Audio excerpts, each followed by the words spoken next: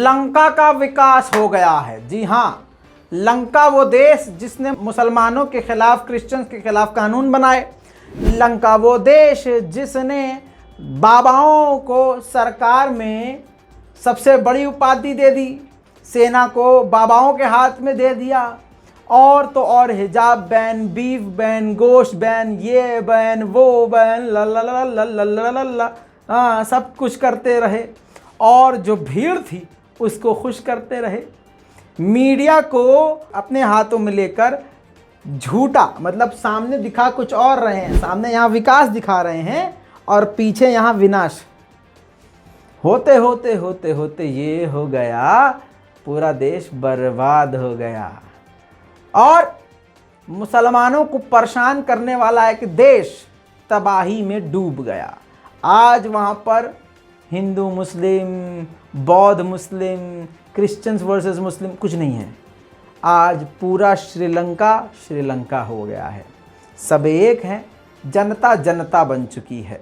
सलाम, नमस्ते, सत श्री अकाल। मैं हूं रज़ा और आप देख रहे हैं रज़ाग्राफी की इंटरनेशनल प्राइम टाइम रिपोर्ट, जिसके अंदर पूरी दुनिया की बड़ी बड़ी खबरें आसान और सिंपल भाषा में आपको बताई जाती हैं।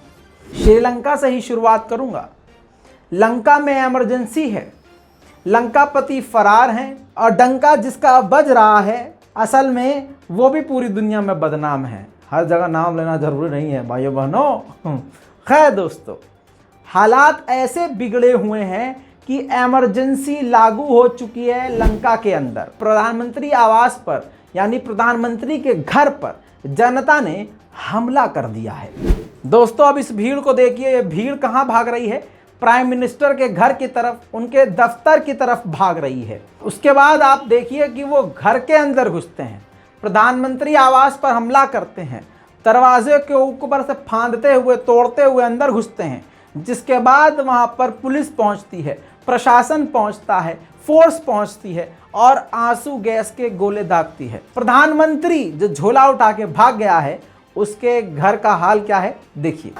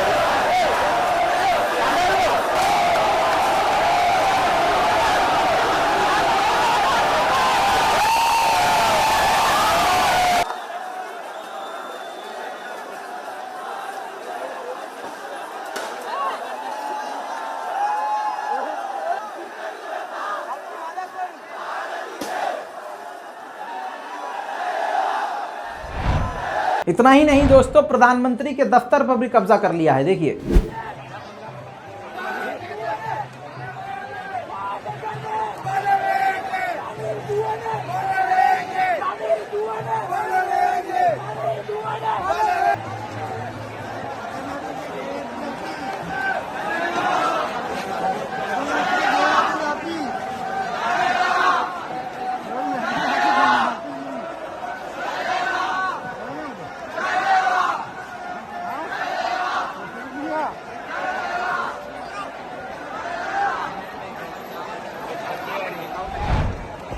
अब प्रधानमंत्री का घर तो एकदम महल है, आप जानते हैं, बीच की तरफ है, बिल्कुल खूबसूरत समुद्र के किनारे। अब लाखों लोगों की तादाद आपकी स्क्रीन पर, प्रधानमंत्री आवास के घर के आसपास लाखों लोगों की भीड़ और ऊपर से उड़ता हुआ मिलिट्री हेलीकॉप्टर, यह बता रहा है कि हालात कितने खतरनाक हैं। दोस्तों, लाखों तादाद में तो मिलिट्री, ये देखिए मिलिट्री तैनात है जनता को रोकने के लिए, लेकिन रोकने में नाकामयाब रही है। राष्ट्रपति भवन हो, पीएम का दफ्तर हो या पीएम का घर, सब पर कब्जा हो चुका है। और इसी भीड़ ने मिलिट्री की गाड़ी की सारी हवा निकाल डाली है। इतना ही नहीं, जिस मीडिया ने, जिसे हम अपने देश में गोदी मीडिया कहते हैं, वहां के गोदी मीडिया पर, नेशनल टीवी चैनल पर पूरी तरह से जनता का कब्जा हो गया। इस तस्वीर को देखिए, अंदर घुस गई जनता और कह दिया कि जब तक हमारा कब्जा है यह प्रदर्शन टीवी चैनल पर चलेगा और पूरी दुनिया में आपको ये दिखाना पड़ेगा। पूरा न्यूज़ चैनल इस वक्त सिर्फ जनता की ही बात, जो लुंगी पहना है ससुरा लुंगी में पहुंच गया। जनता बैठी है और लगातार अपने ही मुद्दों को बयान कर रही है और वहां के गोदी मीडिया को दिखाना पड़ रहा है, सब कुछ बताना पड़ रहा है। देखिए, जनाधिपति मंदिरे, अरिलेगह मंदिरे, जनाधिपति लेखम कार्यालय, जनता सत्तु करගෙන අවසන්. ඉතින් අපි රූපවාහිනියකට ආවේ එක දෙයක් කියලා රූපවාහිනිය ඒකින්ද මේක දවස් කිහිපයක් මේ යොමුතුමාලා ඊට පස්සේ හරියට හදාගන්න පක්ෂපාතී නොවන විචාරශීලී මාධ්‍ය කලාවක් හදාගන්න සංගීතවල සාන ඔක්කොම කරන්න ඔබතුමාලාගේ කමාශයල්ස් ඔක්කොම දාගන්න. හැබැයි මේ මාලිගා කුමන්ත්‍රණ සමය තමයි මේකේ වෙන්නේ. ඒකින්ද මාලිගා කුමන්ත්‍රණ සමය පහුවෙනකම් ජාතික රූපවාහිනියට අරගලය හැර වෙනත්.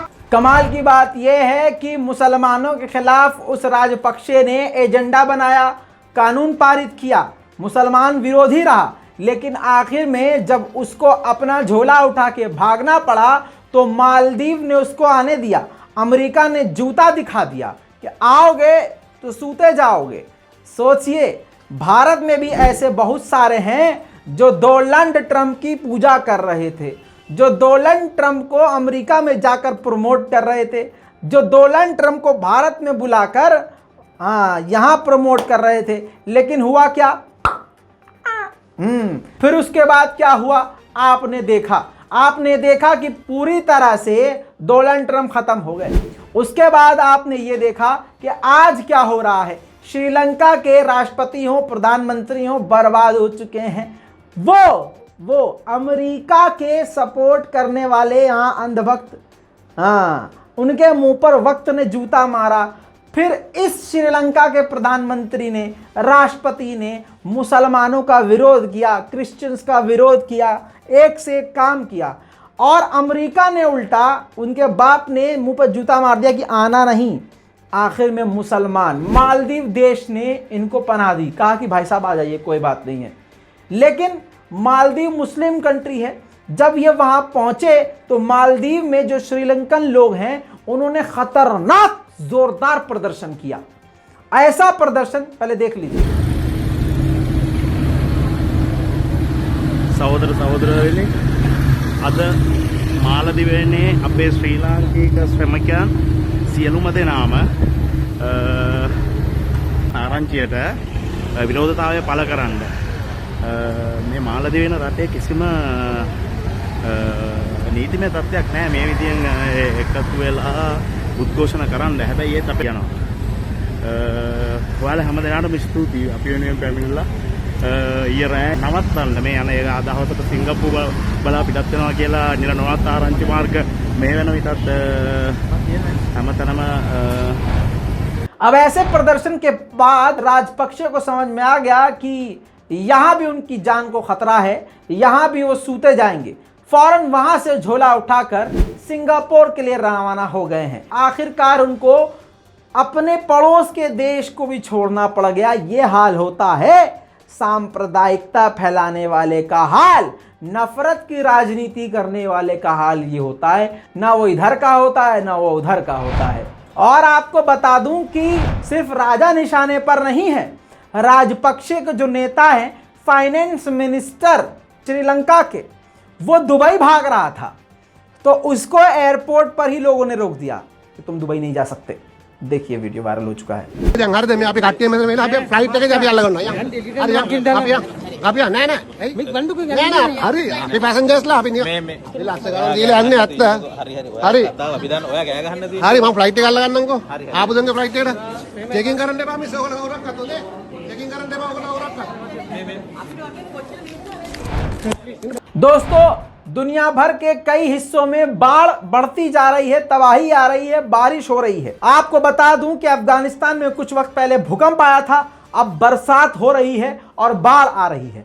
स्क्रीन पर देखिए, ये एक्सक्लूसिव तस्वीर है। बाढ़ से बुरा हाल है। ऐसा ही हाल पाकिस्तान का भी है, अब अफगानिस्तान का भी ऐसा ही हाल है। लगभग 40 लोग अफगानिस्तान के इस बाढ़ का शिकार होकर अपनी जान से हाथ धो बैठे हैं। लाखों लोग बेघर हैं और परेशान हैं। दोस्तों, इतना ही नहीं, भूस्खलन भी अफगानिस्तान में हुआ है, यानी पहाड़ों ने अपनी जगह को छोड़ा है, जमीन ने अपने रास्तों को थोड़ा सा मोड़ा है, जिसकी वजह से और भी वहां मुसीबत है। वहीं आपको बता दूं कि अमेरिका का सबसे बड़ा डेस्ट्रॉयर यानी समुद्र का बादशाह कहा जाने वाला एक बड़ा सा शिप, एक ऐसा पानी का बड़ा जहाज जिसे जंगी जहाज आप समझिए, जंगी जहाज होता है, वो जंग में इस्तेमाल होता है, वो डेस्ट्रॉयर के नाम से जाना जाता है। वो डेस्ट्रॉयर समुद्र में चीन के इलाके में घुसा जहां पर चीन का कब्जा था। चीन ने ऐतराज जताया, वार्निंग दी, जिसके बाद उसको पीछे हटना पड़ा और अब अमेरिका को यह क्लेरिफिकेशन देनी पड़ी कि हमने इंटरनेशनल कानून का पालन किया, हम किसी के देश की सीमा में नहीं घुसे थे। लेकिन दूसरी तरफ चीन का खौफ इतना है, इस रिपोर्ट को ध्यान से देखिएगा, अमेरिका चीन की ताकत को कमजोर करने के लिए, उसको काउंटर करने के लिए $600 मिलियन खर्च करेगा। चीन को डिफेम करेगा, बदनाम करेगा, प्रोपेगेंडा चलाएगा, यह उसके एजेंडे में है। हथियार में बढ़ोतरी करेगा, नए हथियार बनाएगा, चीन के दुश्मनों को अपना दोस्त बनाएगा और उनको भी सपोर्ट करेगा। इन सबका जो टोटल खर्चा आएगा वो $600 मिलियन होगा। दोस्तों, इसी के साथ आपको बता दूं कि मैक्सिकन प्रेसिडेंट ने अमेरिका के प्रेसिडेंट से मुलाकात करी है। मैक्सिकन जो लोग होते हैं वो इलीगल तरीके से बॉर्डर क्रॉस कर लेते हैं और अमेरिका में घुसपैठ करते हैं। ऐसा कई बार हो चुका है। अब दोनों देशों के बीच में बात ये हुई है कि आपके लोग, अमेरिका ने कहा है कि भाई आपके लोग हमारी तरफ इलीगल तरीके से आते हैं, इसके लिए कुछ करिए। तो मैक्सिकन प्रेसिडेंट तैयार हो गए हैं कि वो बॉर्डर सिक्योरिटी को बढ़ाने के लिए $1.5 बिलियन से ज़्यादा वो रुपये खर्च करने को तैयार हैं और सिक्योरिटी बढ़ाने को भी तैयार हैं।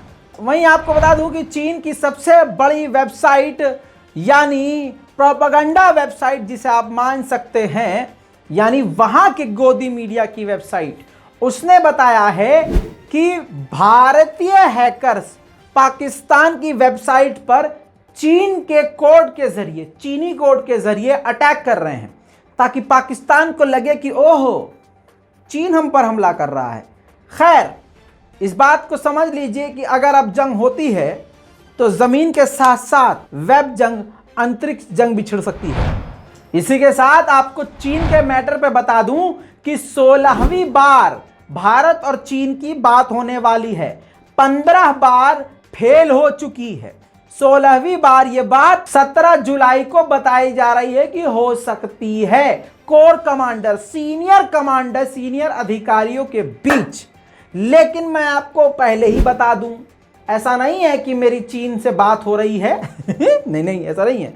मैं चीन की औकात जानता हूं और अपने 56 इंच के शेर को भी जानता हूं भाई, मिट्टी के भी तो होते हैं ना शेर, हैं? मिट्टी के भी तो होते हैं, हाँ, समझ रहे हो। तो आपको बता दूं कि ये जो बात होने वाली है इसकी भी संभावना फेल होने की है। क्यों? चीन ने जब हमारे देश के अरुणाचल प्रदेश के गांव में घुसपैठ करी, गांव बसाए, तब चीन ने अपने हथियार तैनात नहीं किए थे इतने लेवल पर। अब चीन ने बड़े हथियार भी तैनात कर दिए हैं। चीन ने वो 2 बड़े पुल भी बना लिए हैं, जिसमें दूसरा पुल इतना बड़ा है, इतना चौड़ा है कि बड़े बड़े डेस्ट्रॉयर, बड़े हथियार, खतरनाक भारी भरकम टैंक उसको तेजी से पार कर सकते हैं। अपार्टमेंट बॉर्डर पर ऐसे उसने बना लिए हैं जिसमें उसने सेना को बसा दिया है कि हमको वहां से सेना लाना नहीं पड़ेगा, सेना यहीं है। टावर, फोन की दिक्कत ना हो, मोबाइल की दिक्कत ना हो, तो 4G के टावर भी बॉर्डर पर लगा दिए हैं। यह सब कुछ होने के बाद आपको क्या लगता है कि चीन भारत की बात मानेगा, पीछे हटेगा? हाँ, बस अब इंतजार कीजिए कि होता क्या है। दूसरी तरफ चतुर चीन ताइवान पर हमला करने के लिए नेवी ड्रिल शुरू कर चुका है। ये खतरे की घंटी है।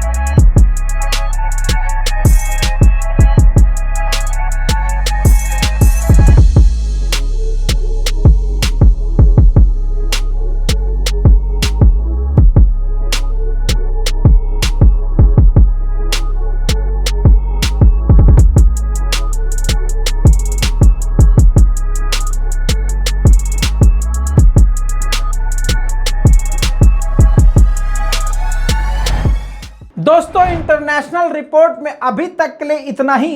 थोड़ा सा इंतजार कीजिए, मिडिल ईस्ट स्पेशल रिपोर्ट भी आने वाली है इस रिपोर्ट के बाद। तब तक आप इसको देखिए और दुआओं में हमको याद रखिए। चैनल को सब्सक्राइब कीजिए। मैं हूं रजा और आप देख रहे हैं जय हिंद।